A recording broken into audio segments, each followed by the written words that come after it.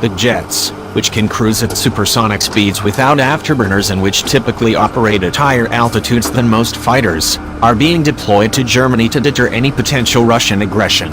The United States Air Force has deployed a squadron of stealthy 5th-generation Lockheed Martin F-22A Raptor air superiority fighters to Europe. The jets, which can cruise at supersonic speeds without afterburners and which typically operate at higher altitudes than most fighters, are being deployed to Germany to deter any potential Russian aggression. The US Air Force has deployed one squadron of F-22 Raptors, airmen and associated equipment to Spangdahlem Air Base, Germany, from the 95th Fighter Squadron, 325th Fighter Wing, at Tyndall AFB, FLA, to conduct air training with other Europe-based aircraft as part of a flying training deployment, the United States Air Forces in Europe, USAF, said in a statement released on August 8. The F-22s arrived August.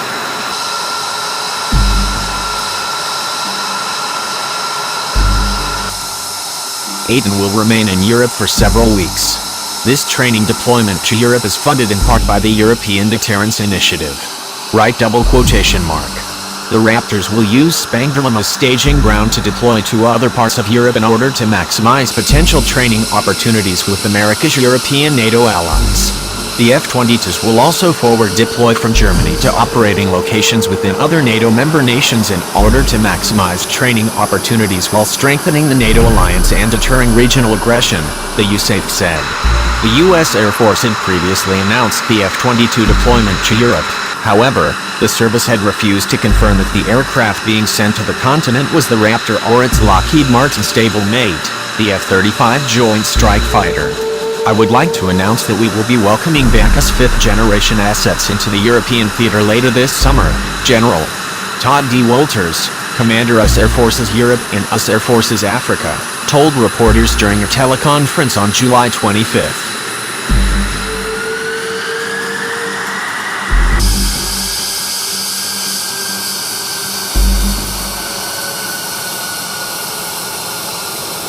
These assets will work with us and allied forces that are already in Europe, including partner nation fifth-generation assets, to build on the integration from previous deployments. The integration of fifth-generation assets allows the coalition to maintain the air superiority advantage by complementing the capabilities of our powerful fourth-generation fleet.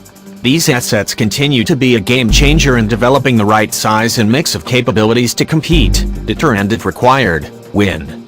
Right double quotation mark.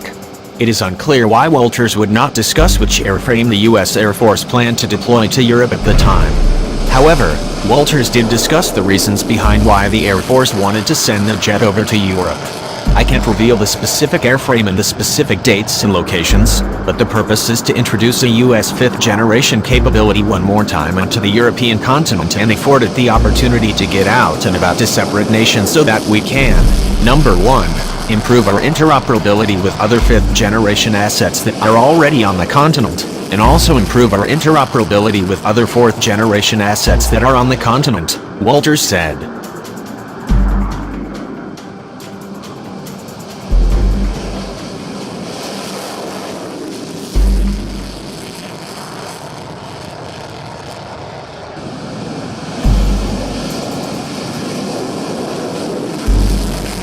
And on top of all that, we'll do all that we can with the fifth-generation asset to work on our campaign design of enhancing indications and warnings, command and control feedback, and mission command.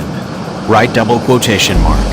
It makes sense to familiarize European partners with American F-22 tactics, techniques and procedures in order to make sure those allies know how to work with the Raptor during combat operations.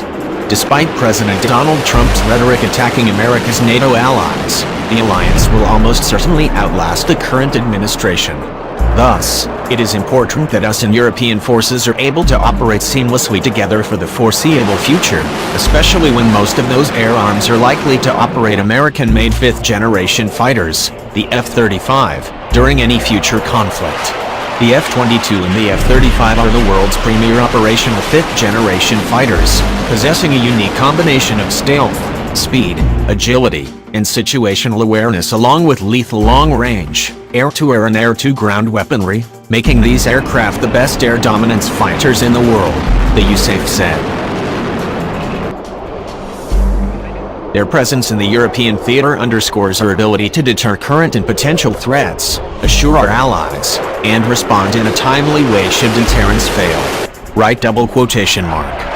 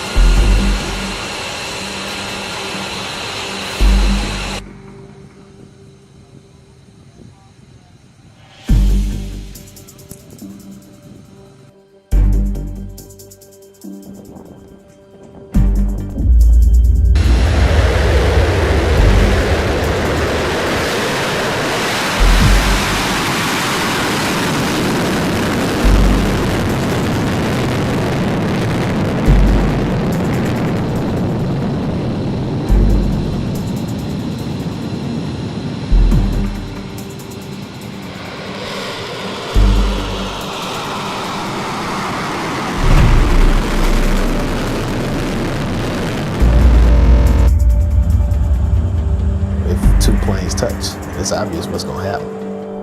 People die. People have to understand the level of responsibility that they have. Jet 345, traffic 2 mile. Everything in air traffic is three-dimensional. So you got to be thinking what you got going on right now. You got to be thinking what just happened, and you got to be thinking what's about to happen. Taxi clear to land 8. So when they see the traffic comes, they already have a plan in their head on how they're going to sequence this traffic and make sure that everybody gets on the ground safe. It's something that we can't take lightly. We can get a phone call saying they got to put, 8 F-22s downrange in the AOR right now. We have planes on the ramp out there that's ready to go, and we have controllers in here that's going to make sure they're off the ground, and all the coordination that we need to do on this side is going to be done. We swore an oath to uphold, and we wear a uniform every day, and we deploy, and we fight wars. Guys are taking off with live bombs on the plane, live missiles, and they're coming back empty, so you're doing what you train for. It's unfortunate that we have to go to war sometimes and drop bombs, but in the event that you do, it feels good knowing that you was able to help that person, that pilot get off the ground, go drop them bombs and come back home safe. We have a very high standard that we adhere to, and we're here to be the first and the finest. We're ready to go 24 hours a day.